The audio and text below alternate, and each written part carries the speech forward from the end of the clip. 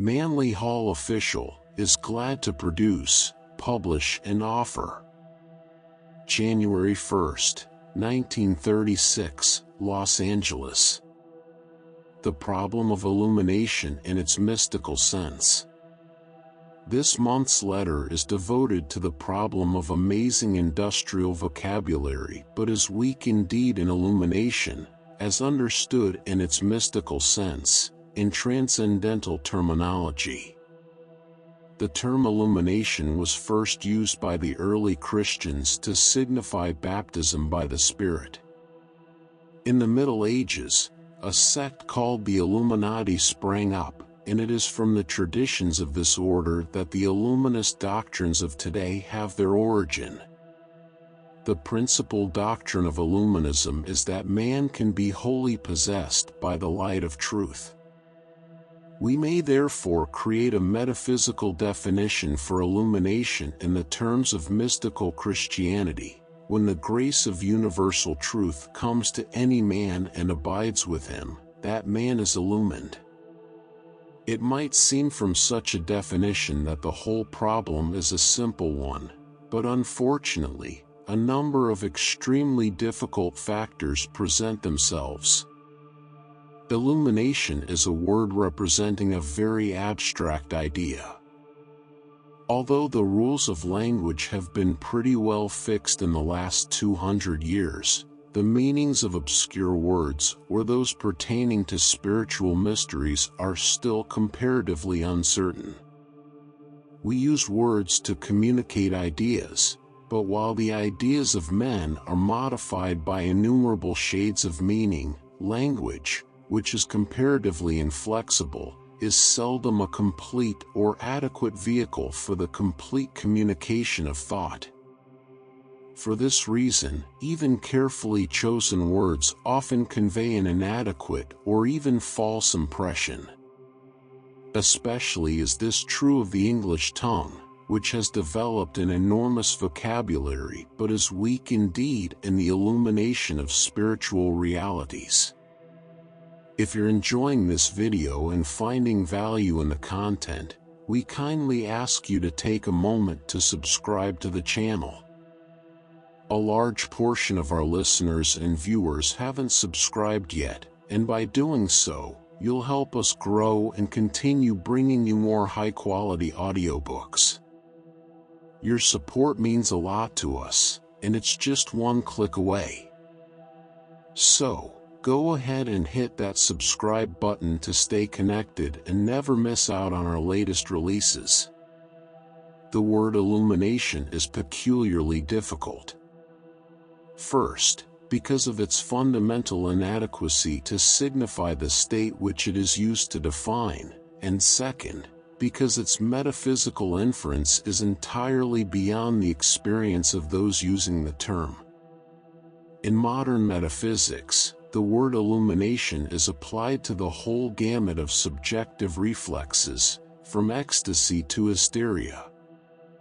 Before we can hope to make any useful contribution to the literature bearing on the subject of illumination, we must rescue the word itself from the present confusion of tongues and establish it as signifying a certain particular and specific state of human consciousness. All rational men desire truth. The quest for enlightenment is co-eternal with the instinct to live. The nobler impulses may be temporarily obscured by the material instincts, but the nobler part of life finally reasserts itself, impelling humanity to essential progress. In this search for enlightenment, man has formulated two major concepts of the nature and substance of truth. These we will now examine. The ancient world postulated a universal consciousness distributed throughout creation, supporting and sustaining all things by virtue of its intrinsic perfection. The universe and all that it contains was produced by absolute truth, is maintained by absolute truth, and is moved inevitably toward ends determined before the processes of creation had brought forth the world. The modern concept is very different. the universe is regarded as alive but not conscious.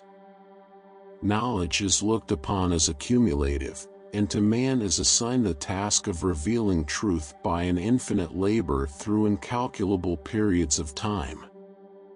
In other words, there is no knowledge until mind discovers it, and to the modest scientist, science itself is the regulator of minds and the custodian of all knowledge.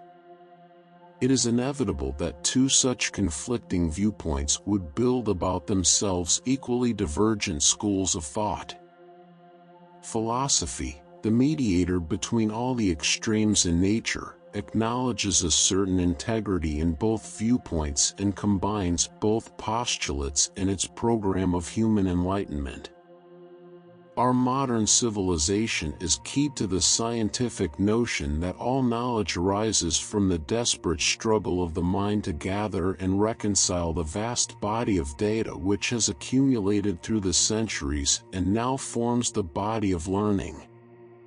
Education, therefore, consists of filling modern minds with the opinions of the ages. This same viewpoint has also come to largely dominate religion. Religious training consists largely of listening and agreeing. This explains why so little vitality remains in the theological systems of our day. Various schools of mystical philosophy have formulated their own definitions or equivalents for the term illumination. To some, the word signifies a complete absorption of the self into the impersonal essence of universal life. To others, the term implies awakening of the subjective self and its complete absorption of the individuality and purpose of the objective nature. If illumination has any meaning at all to us, it must signify an extension of all the rational virtues of the mind and soul. Enlightenment is superiority, not the assumed grandiloquence of the proverbial hornblower, but an essential greatness marked by an appropriate modesty of attitude and action. Illumination is not bestowed, it is achieved. There is no more ridiculous pretense in the whole sphere of pseudo-occultism than the promise of illumination held out to stupid people as a bait to swell the ranks of some worthless metaphysical cult. In the last 15 years, I have come across a considerable number of pseudo-illuminated metaphysical Pharisees suffering from one of the most objectionable forms of the superiority complex. As their problem is a common one, constantly recurring from year to year, it may be generally useful to examine it critically. Having examined the pretenses of a number of persons of different cult affiliations who claim to enjoy a specific form of illumination, I find that their claims to special enlightenment may be, for the most part, classified under a few simple headings. Of course, occasionally an entirely new type of fraud comes along, but for the most part, the shysters run true to form, seeming to lack originality along with the other virtues. To classify the exhibits: 1. An emotional person who takes advanced lessons from some occult teacher who claims to be a master and enjoys a neuropsychic thrill at the thought of being so close to a Mahatma and mistakes these jitters for a high degree of spiritual vibration. Romantic inhibitions and hero worship are also factors in this form of illumination. 2.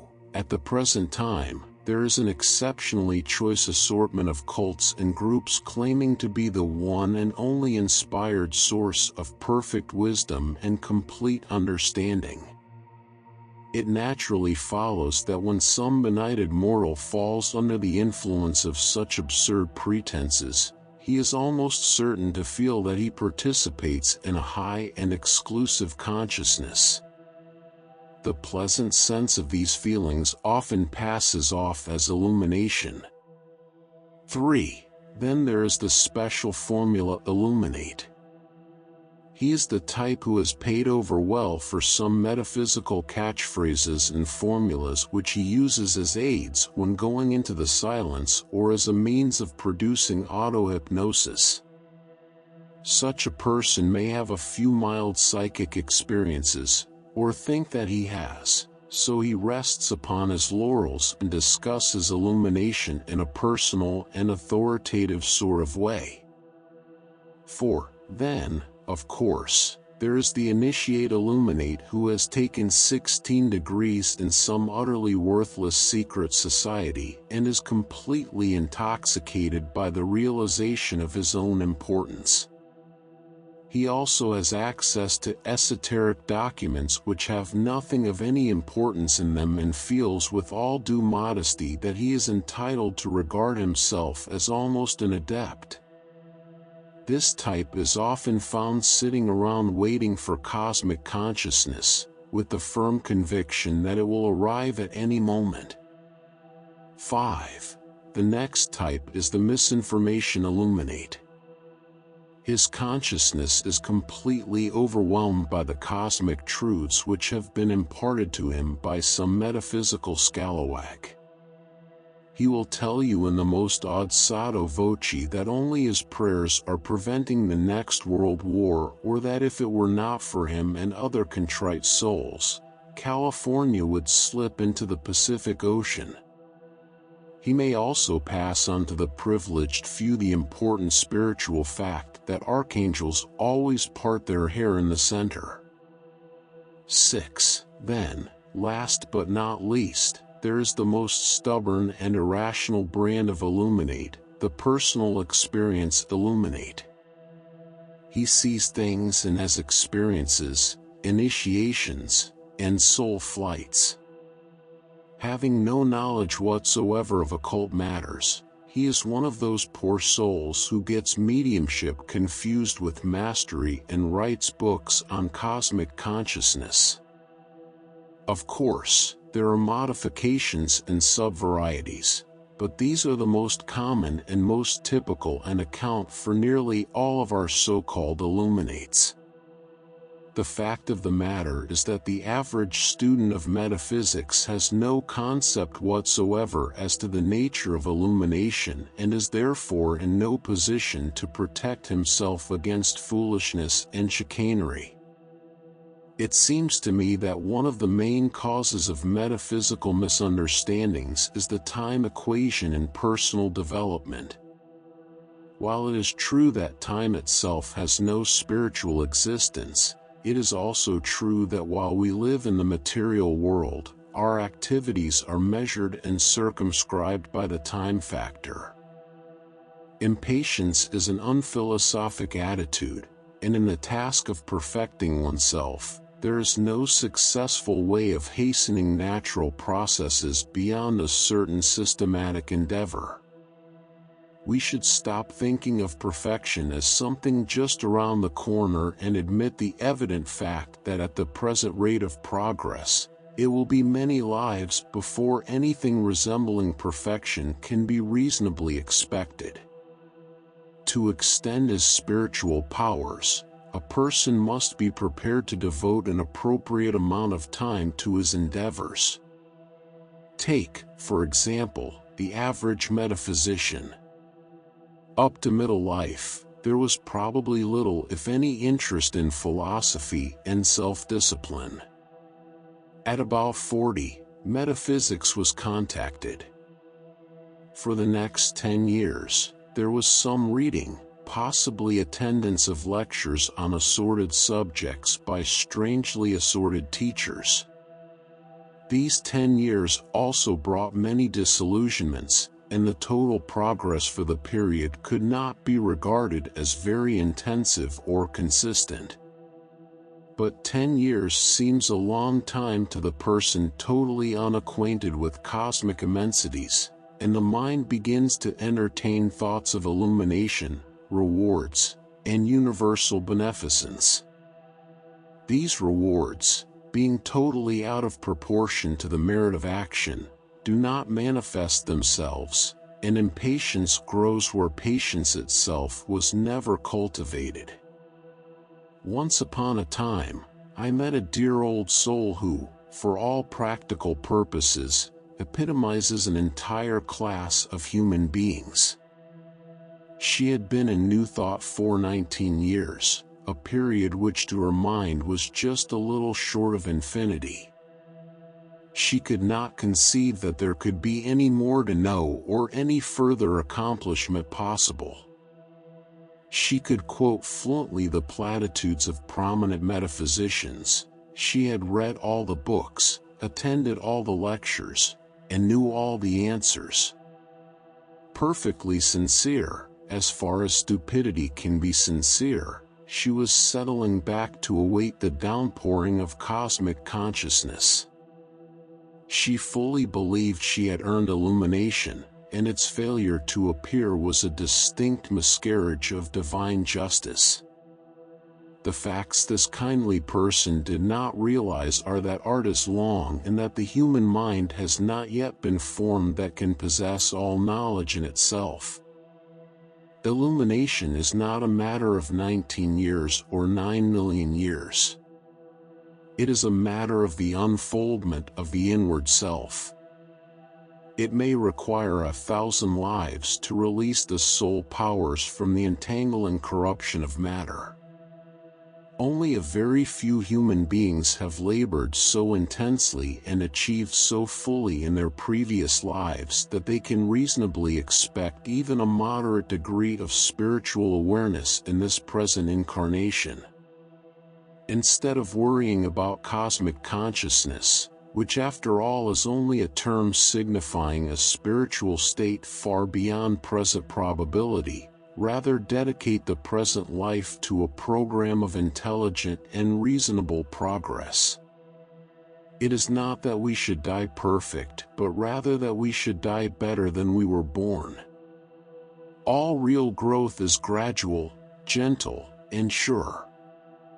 It is natural that we should all aspire to a divine estate, but reason dictates an intelligent preparation and a consistent program of action.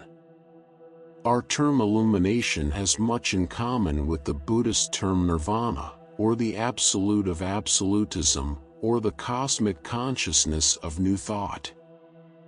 No human being can accomplish these final ultimates and still remain a human being in contact with other mortals of this world. Individuality retires gradually towards infinities and is finally absorbed.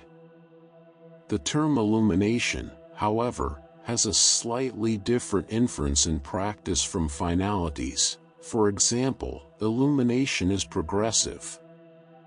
It is a constant, endless unfoldment.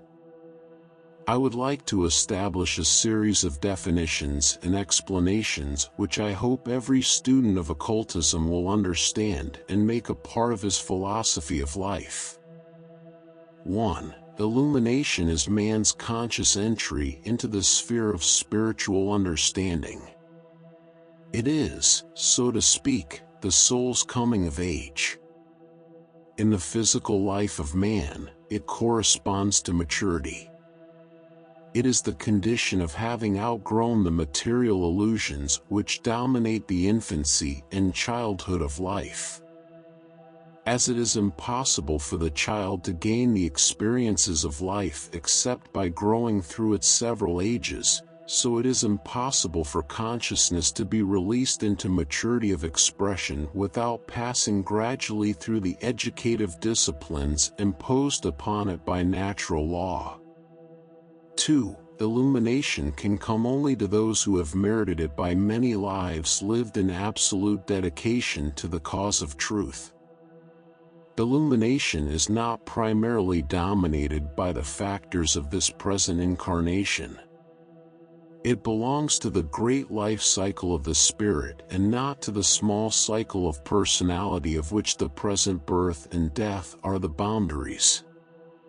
Illumination is the most important spiritual fact in our cycle of existence, but it does not necessarily occur in this life or the next. It occurs when merit determines.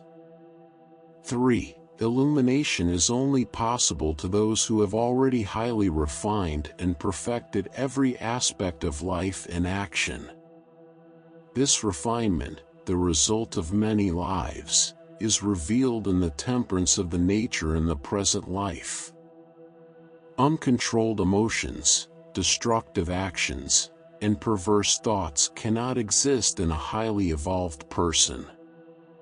No individual who is incapable of controlling his own destructive tendencies can hope for any form of illumination until these evil tendencies have been mastered.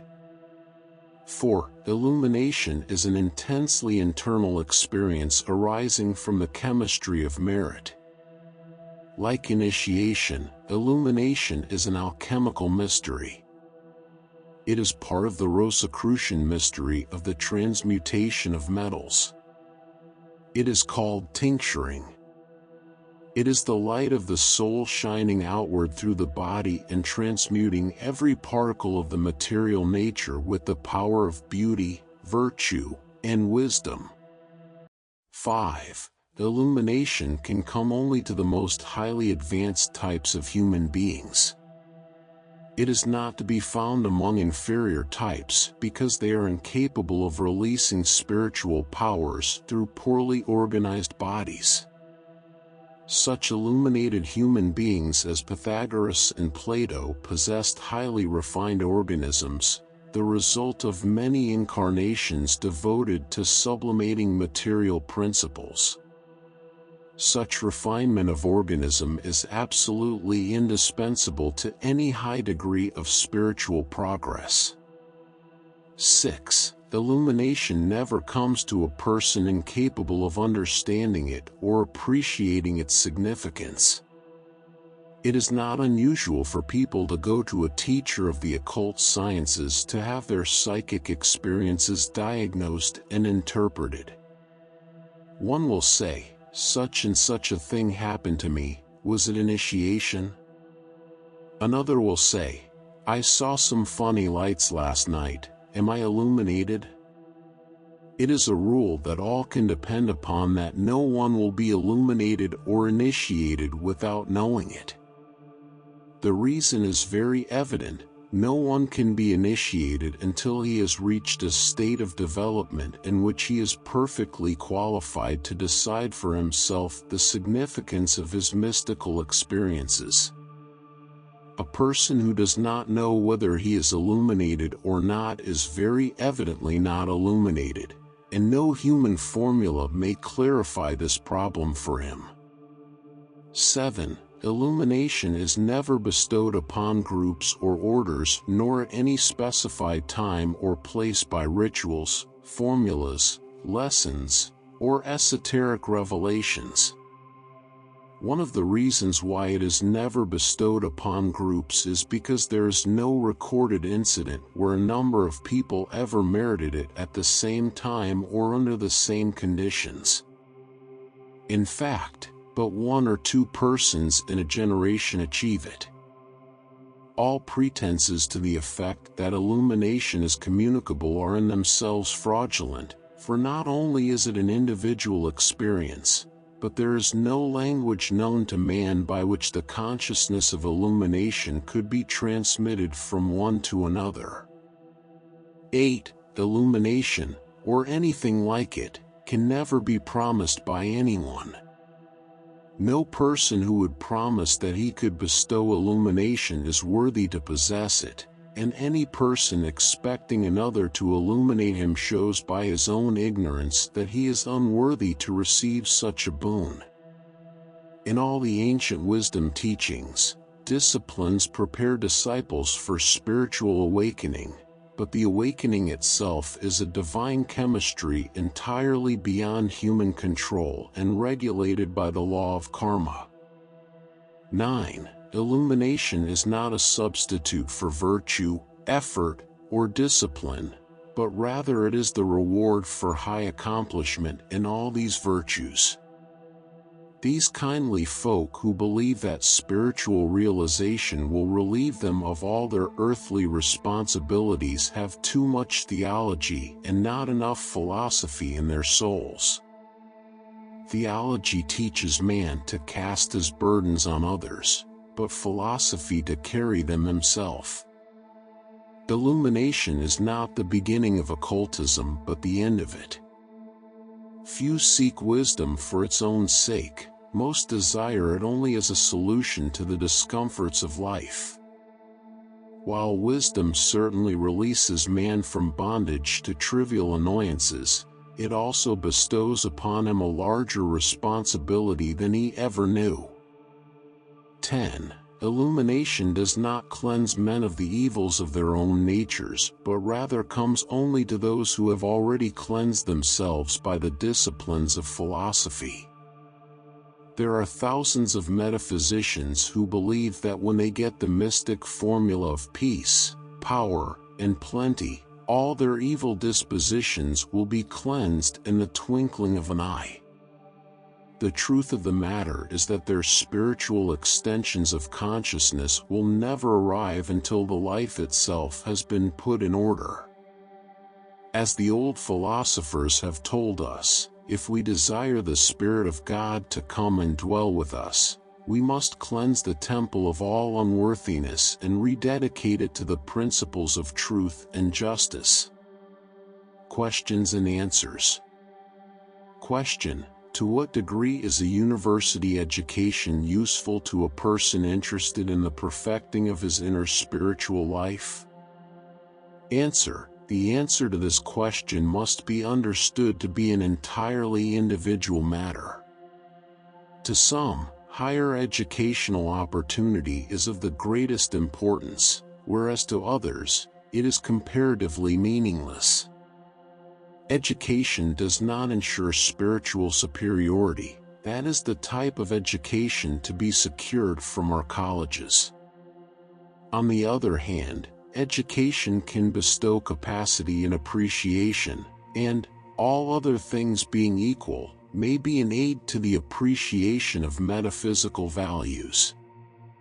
The ancients regarded education as a prerequisite to philosophy. Pythagoras would accept no disciples who had not achieved scholastic honors, and Plato caused a panel to be placed over the gate of his school on which were the words, "Let no man ignorant of geometry enter here." The value of so-called higher education depends upon the motive which moves the student to learning and also the mental capacity of the student himself.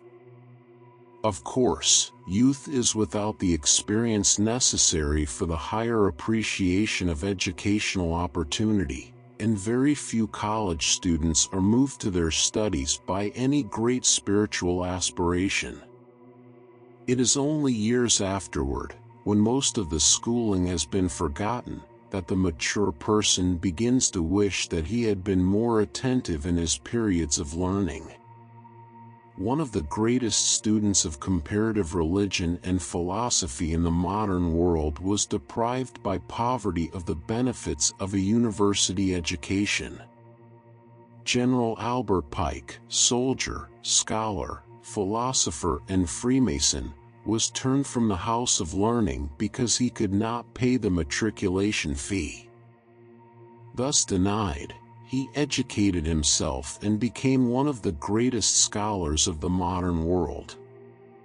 In his advancing years, the university which had refused him admission offered General Pike an honorary degree. Pike declined, saying that when he had needed the university it had refused him and that he now had no use for its honors.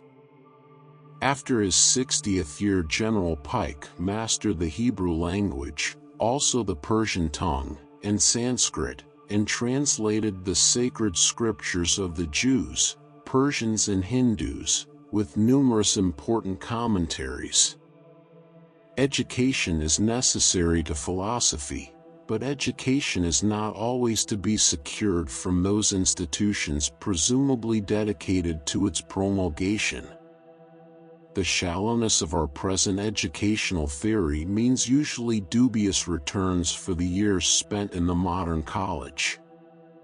Question: do you believe that we are about to enter the Golden Age?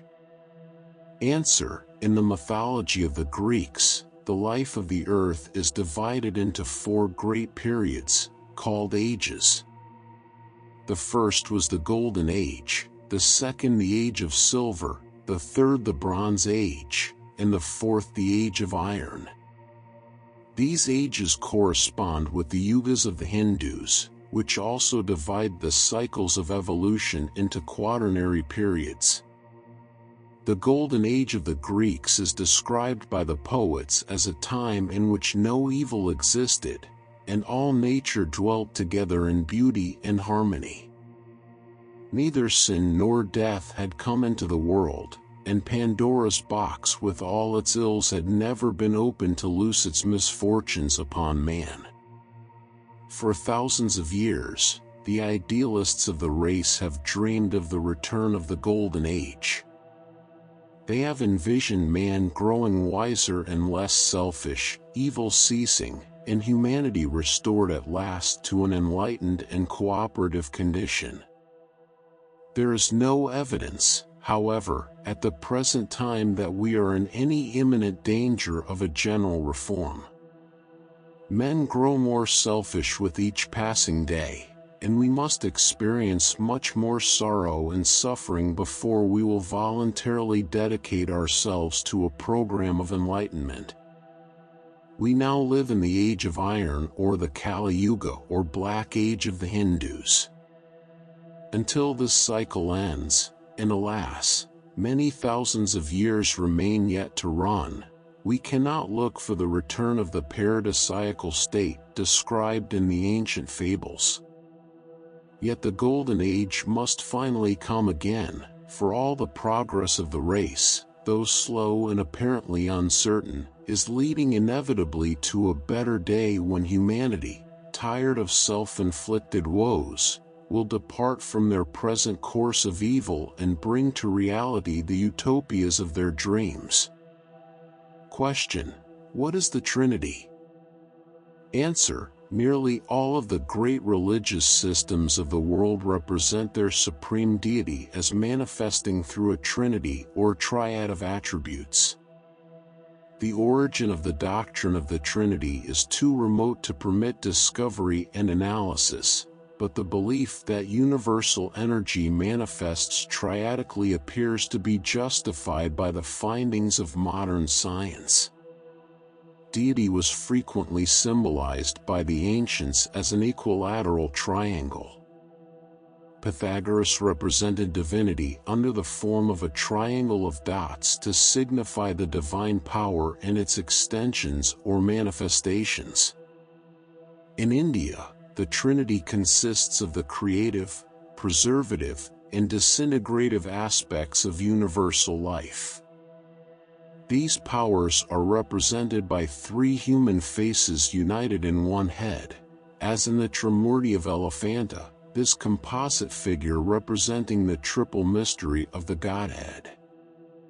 In Christianity, the Father, Son, and Holy Ghost are the 3 persons of the Trinity or triform unity.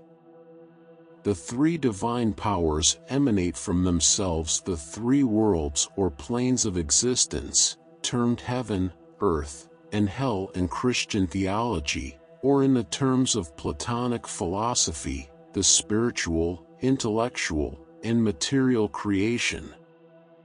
In the old mysteries, the 3 powers of the creative triad are called will, wisdom, and action, or consciousness, intelligence, and force.